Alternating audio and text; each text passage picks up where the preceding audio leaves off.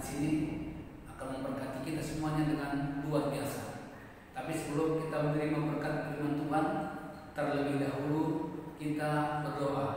Mari kita tunduk kepala kita berdoa.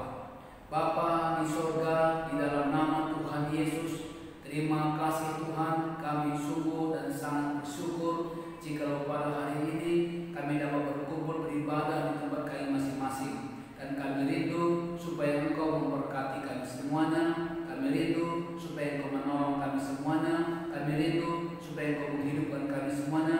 Kami rindu supaya Engkau menghidupkan firman-Mu bagi kami semuanya Tuhan. Kami pulang dari tempat ini membawa berkat-berkat Tuhan, membawa berkat-berkat rohani, membawa kebangunan rohani, membawa iman bagi kami semuanya. Oleh sebab itu tidak seorang pun Kau lalui, tapi semuanya terjamah, semuanya Tuhan Kau lalukan, tapi semuanya kami diberkati Tuhan.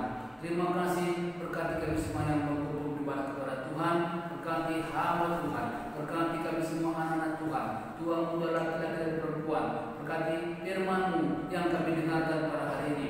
Terima kasih Tuhan Yesus yang baik, kami satu hati kami untuk mendengarkan firman Tuhan. Terima kasih, dalam nama Yesus berdoa, orang percaya mau diberkati Tuhan, sama-sama kita katakan amin. Amin. Haleluya saudaraku. Haleluya. Salam kemenangan iman. Salam kemenangan iman. Puji Tuhan saudaraku. Tentu saja kita boleh bersuka lagi karena kita boleh berkumpul di sini untuk beribadah kepada Tuhan, dan sekaligus kita memperingati hari kenaikan Tuhan Yesus. Pada hari ini judul firman Tuhan adalah kemenangan yang sudah pasti. Karena Yesus sudah naik ke surga, maka Tuhan telah menjamin kemenangan kita. Apakah yang diperbuat Tuhan Yesus ketika Dia naik ke surga? Di sini saya bacakan satu firman Tuhan kepada saudara, Lukas 24, 50 sampai 53. Lalu Yesus membawa mereka keluar kota sampai dekat Betania.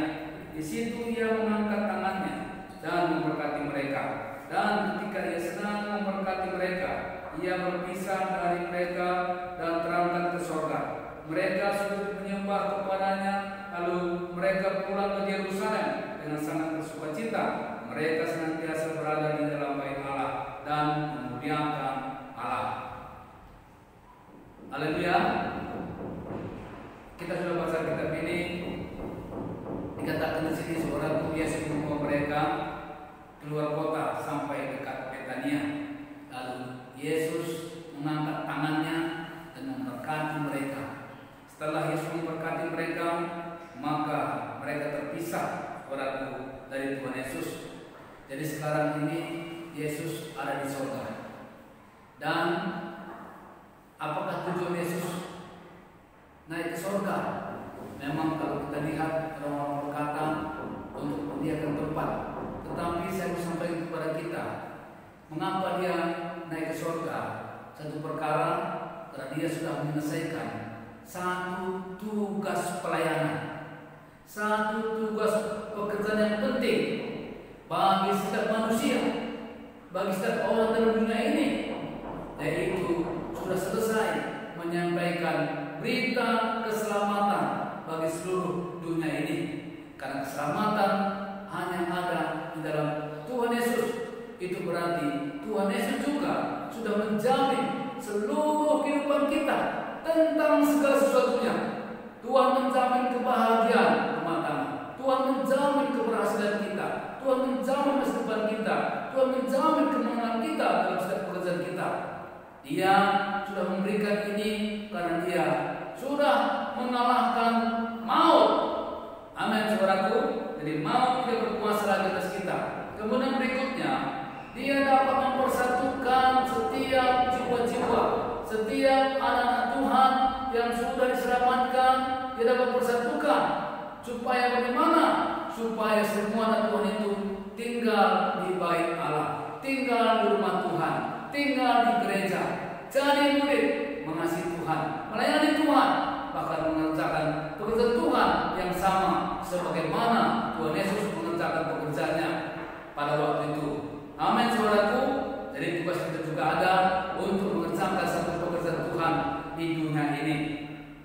Saudaraku yang kasih Tuhan, di sini saya menyampaikan ada beberapa hal, ragu apakah alasannya sehingga Tuhan Yesus boleh menang dalam segala perkara, saudaraku.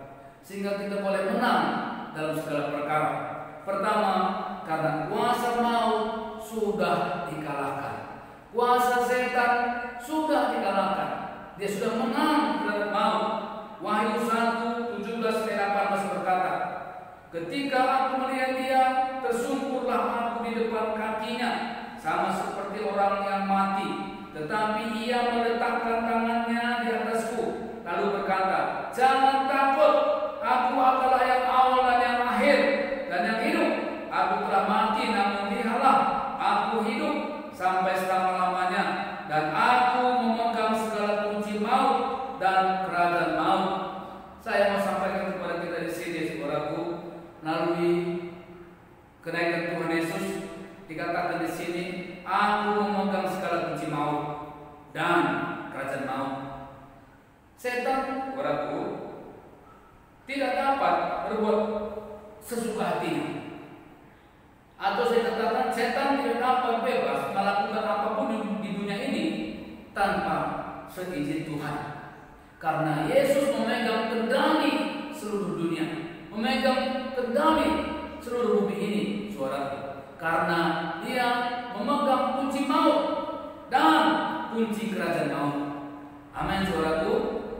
Jadi dia nggak bisa menguasai manusia sesuka hatinya. Dia punya batasan atas dunia ini. Dia punya batasan atas manusia, saudaraku. Jadi kalau Tuhan Yesus sudah mengizinkan segala sesuatu terjadi, tidak bisa terjadi. Baik bagi orang benar, baik bagi orang yang tidak benar, baik bagi orang fasik, baik bagi setiap anak Tuhan.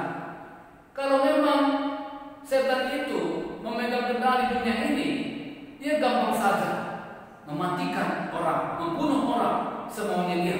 Tetapi ini tidak bisa, karena dia sudah dikalahkan. Yesus sudah memegang kunci maut. Yesus memegang kunci kerajaan setan. Itu berarti dia punya keterbatasan dalam segala sesuatu. Saudaraku, itulah sebabnya kita perlu percaya kepada Tuhan. Bahkan Tuhan melindungi kita. Bagi kita yang orang percaya kepada Tuhan dengan sempurna dan dengan baik, saudaraku. Haleluya. Itulah sebabnya, saudaraku, Tuhan mau sepanjang hidup kita, mari kita taat kepada Tuhan. Mari kita mematuhi Tuhan, saudaraku. Karena setelah kita mematuhi Tuhan, maka Tuhan akan pasti memberikan satu kemenangan dalam setiap kehidupan kita.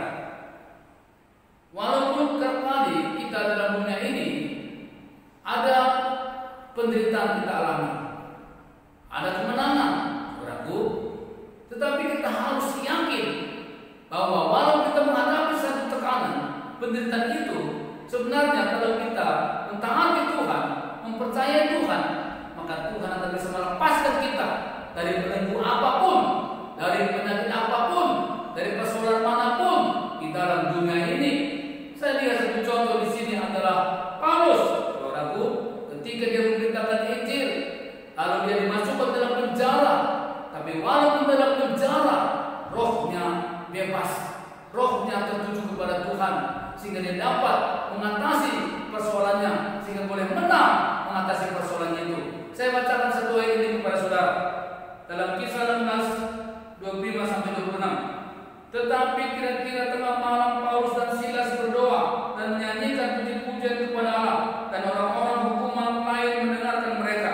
Akan tetapi terjadilah gempa bumi yang hebat, sehingga sendi-sendi penjara itu goyah, dan seketika itu juga terbukalah semua pintu dan terlepaslah belenggu mereka semuanya.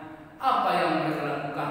Apa yang Paulus lakukan ketika dia terbelenggu, ketika dia dipasung dalam penjara? Dia dikatakan berdoa dan menyanyikan puji-pujian, berdoa, menyanyikan puji-pujian. Ketika dia menyanyikan puji-pujian, Tuhan turun tangan melepaskan dia daripada belenggu, saudaraku, kita mengatakan sendi-sendi mencari koyak, dan seketika itu juga terbukalah sebuah pintu dan terlepaslah belenggu mereka. Terbuka pintu dan terlepaslah belenggu mereka. Itu berarti saudaraku, kuasa setan, kuasa kegelapan termakas.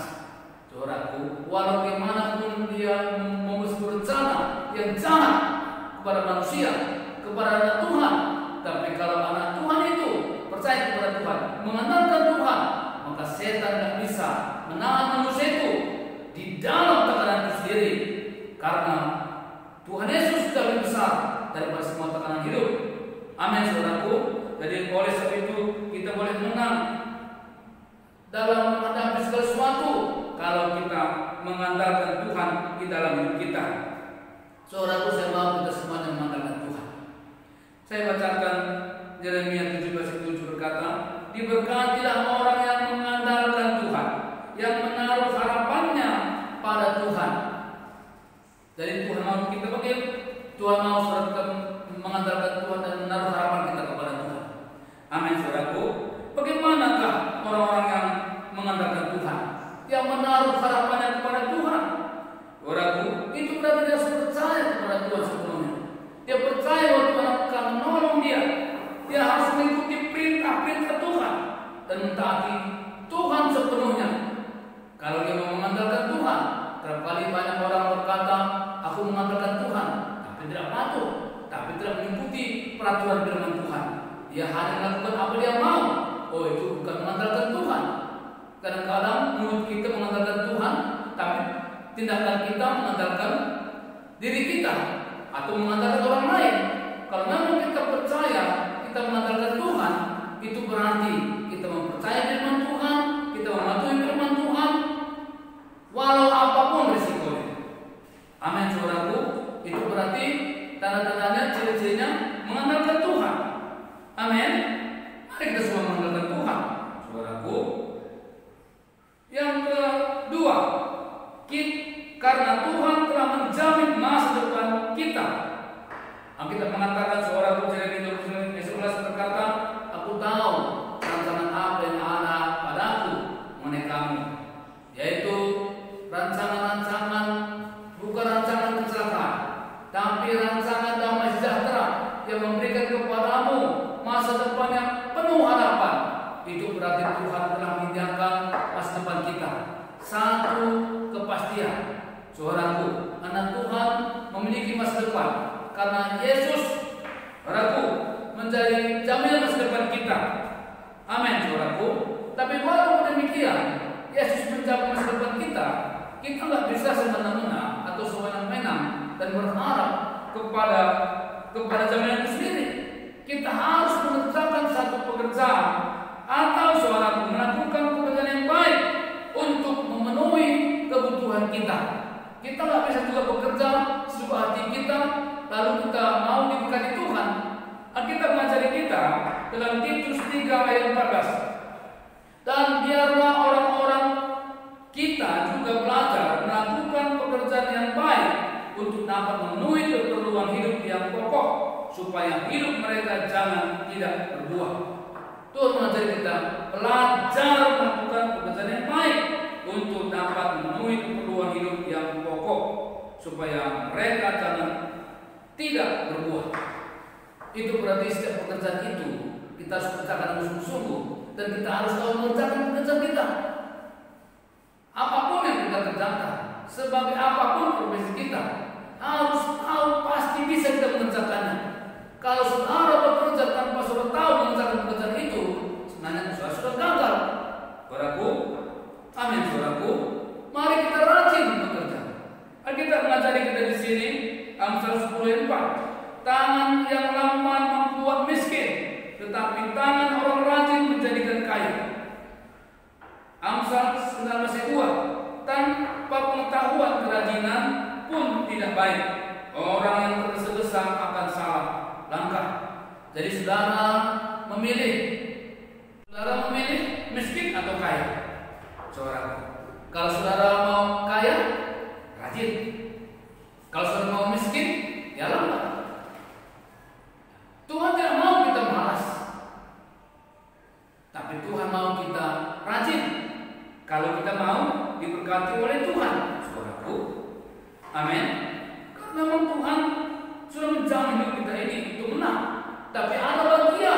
yang harus kita kerjakan, yang harus kita lakukan.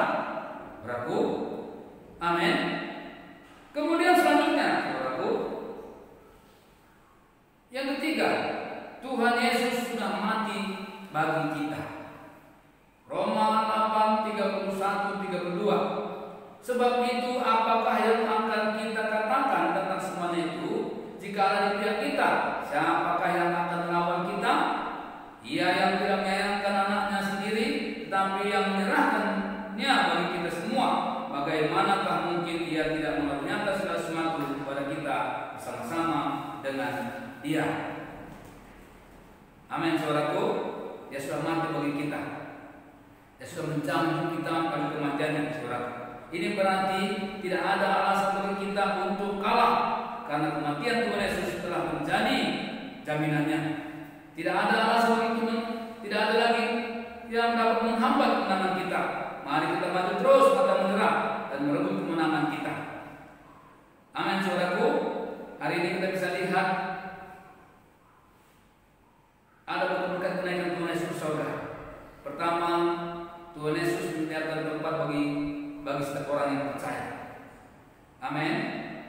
Yohanes 14:1-3 berkata, "Janganlah gelisah hatimu, percayalah kepada Allah, percayalah juga kepada Aku. Di rumah Bapa-Ku banyak tempat tinggal.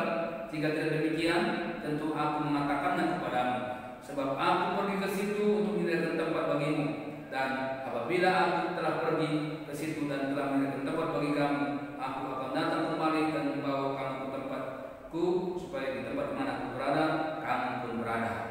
Sungguh satu sukacita bagi kita, karena Tuhan Yesus dari surga untuk menyediakan tempat bagi kita. Amin, saudaraku. Itu berarti di surga kita punya rumah masing-masing. Tentu saja rumah di surga tidak sama semua. Ada yang baik, ada kurang baik. Itu untuk ukuran surga. Kalau menurut ukuran dunia kan sama juga, saudaraku. Ada rumah yang baik, ada rumah baik, lebih baik lagi. Tapi di surga juga kita memiliki rumah, saudaraku. Tergantung bagaimana kita menyediakan, tergantung bagaimana kita mempersiapkan rumah dari surga. Apakah baik atau kurang baik atau lebih baik, saudaraku, itu tergantung bagaimana kita mempersiapkannya. Karena di surga juga tidak sama semua rumah kita, saudaraku. Setiap orang nggak sama, setiap pribadi nggak sama, tapi berbeda semuanya, saudaraku. Jadi jangan harap nanti kita ada di sana disyaratkan begitu saja, kumpul-kumpul saja semuanya. Tidak, saudaraku. Karena kita punya nilai. Setiap manusia punya nilai. Jadi nilai itu membedakan rumahnya masing-masing. Saudaraku, kalau dia nggak punya nilai, hanya mati ke surga saja tanpa ada pelayanan, pekerjaan, maka saudaraku, dia tidak memiliki rumah yang baik. Makanya saudaraku, kita perlu melayani Tuhan. Kita perlu memberitakan Injil. Karena Tuhan berkata, saudaraku, pergi dan beritakanlah Injil segala makhluk, baptislah mereka. Ya, siapa yang percaya dihukum. Itu berarti satu pekerjaan yang perlu diberikan kepada kita. Perlu kita tanggung jawabi.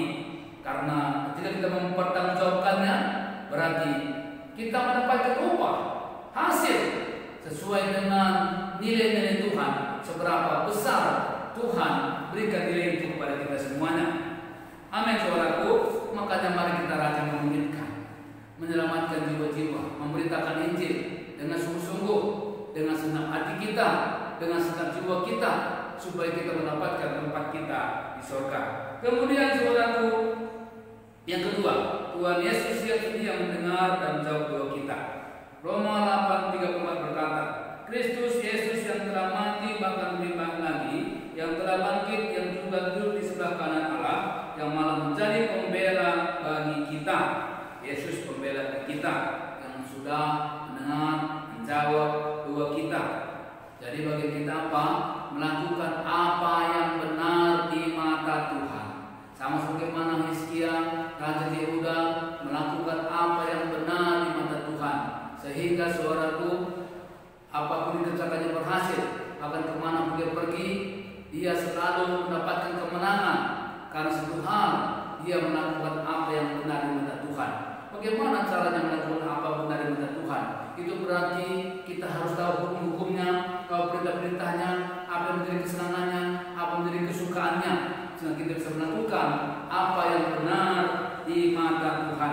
dalam 105 ayat 16 berkata, dikatakan di sini, saya baca B-nya saja. Doa orang yang benar bila dengan yakin didoakan sangat besar kuasanya. Doa orang yang benar, bukan doa yang benar, tapi doa orang yang benar. Itu berarti yang pertama kita perlu selidiki hati kita, apakah kita benar atau tidak benar. Tapi kita mengatakan kalau kita benar, maka doa kita memiliki kuasa, memiliki kemampuan, memiliki otoritas. Karena orang doa benar itu sangat besar kuasanya. Itu berarti Tuhan memperhitungkan doa kita. Saudaraku, Tuhan memperhitungkan doa kita. Amin. Itulah saatnya kita perlu menjaga hati kita supaya kita berdoa dengan sungguh-sungguh. Saudaraku, jadi kenaikan Tuhan Yesus dapat mempersatukan tubuh Kristus menjadi satu di seluruh dunia ini. Kemudian yang ketiga, setiap anak Tuhan dapat menerima Roh Kudus. Haleluya. Itu janji Tuhan. Tuhan menjanjikan Roh Kudus bagi kita ketika Dia naik ke surga. Karena Roh Kudus itu adalah menjadi jaminan kita. Nah, kita mengatakan jaminan segala sesuatunya. Pertama, kita menjadi saksi Tuhan. Kamu akan menerima kuasa kalau Roh Kudus itu turun atas kamu. Kamu akan menjadi saksiku Yudea, Samaria, dan sampai ke ujung bumi. Ya, saya baca ayat Yesus 1:14 berkata di sini, dan Roh Kudus itu adalah jaminan segala bagian kita sampai kita memperoleh seluruhnya, yaitu penebusan yang menjadikan kita milik Allah untuk memuji kemuliaan-Nya. 2 Korintus 5 yang berkata, tetapi Allah lah yang justru mempersiapkan kita untuk hal itu dan yang mengaruniakan Roh kepada kita sebagai jaminan segala sesuatu yang telah disediakan bagi kita. Amin. Selanjutnya saya mau sampaikan kepada kita semuanya, yaitu berkat-berkat firman Tuhan, saudaraku. Ya, berkat-berkat firman Tuhan melalui kenaikan Tuhan Yesus. Haleluya. Ya, yang pertama, saudaraku, apakah berkat-berkat kenaikan Tuhan Yesus? Yang pertama saya sampaikan kepada saudara adalah Tuhan Yesus menyediakan tempat bagi kita orang percaya. Tempat bagi kita di surga yang kekal. Amin. Tempat bagi kita, saudaraku. Saya rasa semua manusia di dunia ini, saudaraku, ingin mendapatkan tempat, maka mencari tempat yang baik, saudaraku. Ya, saudara, saya bacakan di sini Yohanes 14 1 sampai dengan 3. Janganlah gelisah hatimu, percayalah kepada Allah, percayalah juga kepada Aku. Di rumah Bapakku banyak tempat tinggal. Jika tidak demikian, tentu Aku mengatakannya kepadamu. Sebab Aku pergi ke situ untuk menyediakan tempat bagimu. Dan apabila Aku telah pergi ke situ dan telah menyediakan tempat bagimu, Aku akan datang kembali dan membawa kamu ke tempatku, supaya di tempat di mana Aku berada, kamu pun berada. Saudaraku, kita bersyukur sekali berkat-berkat kenaikan Tuhan Yesus. Yesus menjadi tempat bagi kita. Alkitab mengatakan, jangan gelisah hati. Di rumah Bapakku banyak tempat tinggal. Kalau tidak demikian, Aku tidak mengatakannya kepadamu. Berarti saudaraku, setiap anak Tuhan yang sudah lahir baru, yang sudah selamat, sudah ada tempat di surga. Amin. Jadi kita tidak mencari tempat, dan tempat itu bukan tempat seperti dunia ini. Di dunia ini ada rumah sendiri, ada rumah kontrakan, saudaraku. Tetapi di surga kita memiliki semua rumah secara pribadi. Amin, saudaraku. Saudaraku yang dikasihi Tuhan, dan rumah kita di surga itu tidak sembarangan. Saya berkata, kalau begitu man surga apakah semua sama? Tidak sama, saudaraku. Ada yang kurang baik, ada yang baik, ada lebih baik, ada yang super baik, saudaraku. Jadi ini tergantung semua kita, saudaraku, untuk menentukan rumah saudara baik atau tidak di surga. Itu bukan Tuhan, bukan karena Tuhan, tapi karena saudara, saudaraku. Itulah sebabnya, saudaraku, ketika kita tahu rumah kita ada di surga, bagaimana supaya kita boleh memiliki tempat yang baik? Tuhan berikan satu tugas bagi kita, saudaraku. Tugas apa? Tugas untuk pekerjaan. tugas untuk melayani, tugas untuk menentangkan pemberitaan Injil. Karena dengan demikian kita mendapatkan satu upah. Sebesar apapun upah kita dapat dalam dunia ini, saudaraku, ya, itu akan ditransfer untuk membangun rumah kita di surga. Jadi jangan kita khawatir, jangan kita menahan diri kita. Apakah kita melakukan pekerjaan Tuhan itu terlalu banyak, ya, saudaraku, atau menahan diri kita untuk mengerjakan pekerjaan Tuhan, saudaraku, karena itu nanti disampaikan semuanya, diambil semuanya, saudaraku, adalah untuk menjadi berkat kita, untuk membangun rumah kita di surga. Amin, saudaraku. Puji Tuhan. Oleh sebab itu pemberitaan Injil adalah merupakan satu keharusan bagi kita setiap anak-anak Tuhan. Haleluya, saudaraku. Ya, saudaraku, dikatakan, Alkitab mengatakan, saudaraku, dalam Markus 16:15-16, dikatakan di sini, lalu ia berkata kepada mereka, pergilah ke seluruh dunia, beritakanlah Injil ke segala makhluk. Siapa yang percaya dan dibaptis dan diselamatkan, tapi siapa yang tidak percaya akan dihukum. Jadi orang ke neraka atau tidak tergantung kita, tergantung saudara, tergantung saya, saudaraku. Karena Tuhan sudah berikan satu tugas pemberitaan Injil. Tuhan berkata, pergilah, dikatakan ke seluruh dunia. Jadi beritakanlah Injil kepada segala makhluk. Siapa percaya dibaptis, siapa tidak percaya dihukum. Itu berarti keselamatan, tanggung jawab kita kepada orang lain itu sangat besar, saudara. Jadi Tuhan memberikan perlengkapan bagi kita di dunia ini untuk memberitakan Injil.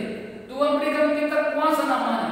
Tuhan pakai kita meletakkan tangan kita atas orang sakit, sehingga orang sakit itu akan sembuh. Haleluya, saudaraku. Itu satu berkat. Jadi jangan lupa, kita boleh merayakan hari kenaikan Tuhan Yesus ini adalah tugas kita untuk melayani, untuk memberitakan Injil, untuk membawa jiwa-jiwa pada keselamatan. Pastikan saudara memiliki buah, memiliki jiwa kepada Tuhan. Amin, saudaraku. Kita bersyukur perkara-perkara itu.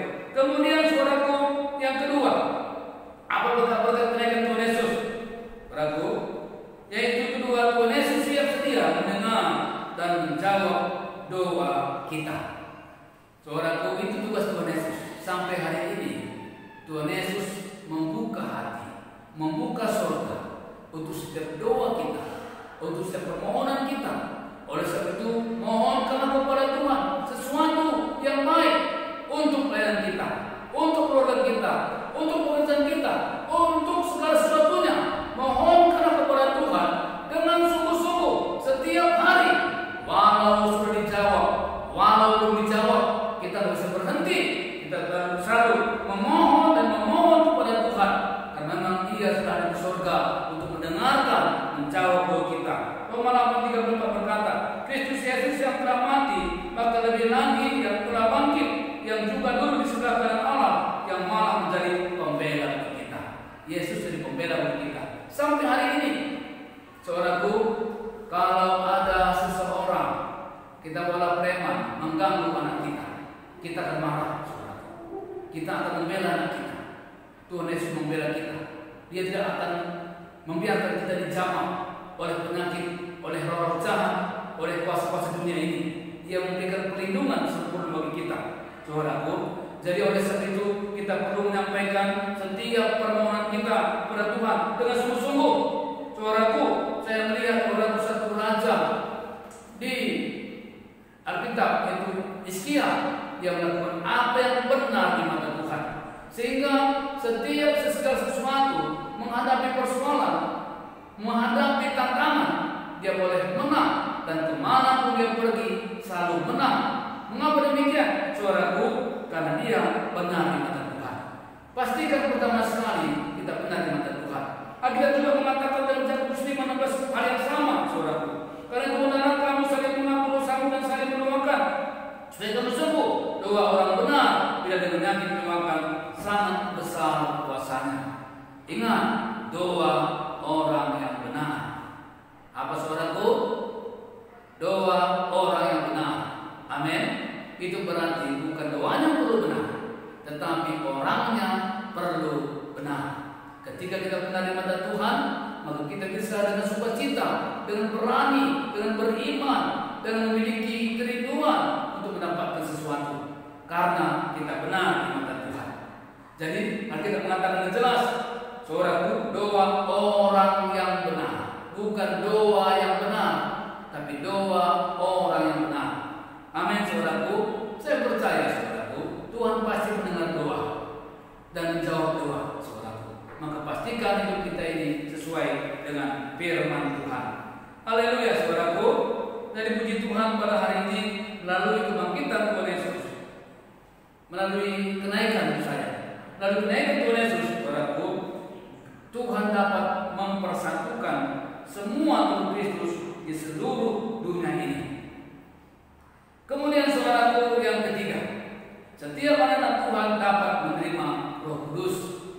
Saudaraku, Roh Kudus itu adalah satu pribadi yang sangat hebat, ya, yang sangat luar biasa, yang tidak terbatas kuasanya, yang tidak bisa terjangkau kuasanya. Begitu sangat dalam, begitu sangat hebat, begitu sangat luar biasa sekali, saudaraku.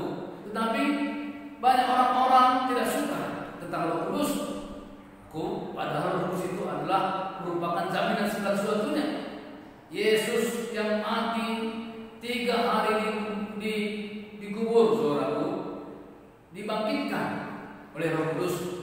Kita mengatakan Roh Kudus juga menghidupkan tubuh kita yang fana ini. Itu berarti kita menghidupkan supaya kita bisa melayani, mengasihi Tuhan, mengerjakan pekerjaan Tuhan selama-lamanya, saudaraku. Ya, amin, saudaraku. Saya percaya Roh Kudus bekerja. Kita mengatakan, saudaraku, kita perlu menerima Roh Kudus tentu jaminan hidup yang kekal. Tidak ada bisa menjamin apapun tentang hidup kekal tanpa Roh Kudus. Mengapa? Karena Roh Kudus itu ada di dalam hati anak-anak Tuhan. Roh Kudus yang ada dalam hidup kita inilah menjamin kita benar atau salah, saudaraku. Jadi kalau kita benar, dia pasti akan ribut, dia akan pasti menegur kita. Kalau kita benar, dia akan berdiam diri. Saya bacakan di sini, saudaraku, supaya kita boleh jelas dan tahu tentang Roh Kudus itu. Efesus 1 ayat 14. Dan Roh Kudus itu adalah jaminan bagian kita sampai kita memperoleh seluruhnya, yaitu penebusan yang menjadikan kita milik Allah untuk memuji kemuliaannya. Di sini dikatakan, saudaraku, supaya kita memperoleh seluruhnya, yaitu penebusan yang menjadikan kita milik Allah. Hanya Roh Kudus yang dapat menjadikan kita menjadi milik Allah, bukan roh yang lain, saudara. Bukan pengetahuan kita, bukan teologi, saudara. Tetapi Roh Kudus yang ada pada kita itu menjamin segala sesuatunya, menjamin penebusan dalam hidup kita, menjamin masa depan kita, saudaraku. Amin. Jadi Roh Kudus itu adalah satu oknum yang sangat hebat, ya, yang mau berdiam dalam kita, memimpin kita kepada seluruh kebenaran firman Tuhan. Jadi Roh Kudus itu menjadi bagian jaminan kita daripada keseluruhannya, untuk memperoleh berkat-berkat Tuhan, penebusan kita menjadi anak Allah. Kemudian saudaraku, 2 Korintus 5:5. Tetapi Allah lah yang justru mempersiapkan kita untuk hal itu dan yang mengaruniakan Roh kepada kita sebagai jaminan segala sesuatu yang telah disediakan bagi kita. Amin, saudaraku. Roh Kudus mengaruniakan saudara kepada kita sebagai jaminan. Jadi Roh Kudus itu adalah merupakan jaminan disediakan bagi kita, saudaraku. Ya, amin, saudaraku. Puji Tuhan. Begitu pentingnya Roh Kudus bagi kita semuanya. Rindukan Roh Kudus setiap hari, saudaraku. Waktu pagi hari, waktu saudara mau pergi bekerja, waktu saudara melayani, mari izinkan Roh Kudus bekerja bagi kita semuanya. Dan izinkan Roh Kudus memimpin kita, menguasai kita, menguasai hati pikiran kita, semuanya, supaya kita boleh menang menghadapi tantangan kita, saudaraku. Amin. Karena memang Roh Kudus itu sudah dijanjikan bagi kita. Pertama-tama kepada murid, dan selanjutnya kepada generasi berikutnya, dan pada generasi kita sekarang, supaya kita bisa semuanya menjadi saksi Tuhan. Amin. Kamu akan menerima kuasa kalau Roh Kudus turun ke atas kamu, maka kamu menjadi saksiku di Yerusalem, Yudea, Samaria, dan sampai ke ujung bumi. Itu berarti Tuhan itu sangat membutuhkan kita untuk boleh menjadi saksi, untuk boleh memperluas kerajaannya di seluruh dunia, di mana kita berada, di kota kita, di mana-mana saja, di tengah-tengah keluarga kita. Mari kita menjadi saksi dan penuhlah dengan Roh Kudus dan penuhlah dengan Roh Kudus. Haleluya. Kiranya saudaraku, Tuhan Yesus memberkati kita. Pada hari ini kita bersama-sama memperingati hari kenaikan Tuhan Yesus. Salam menanam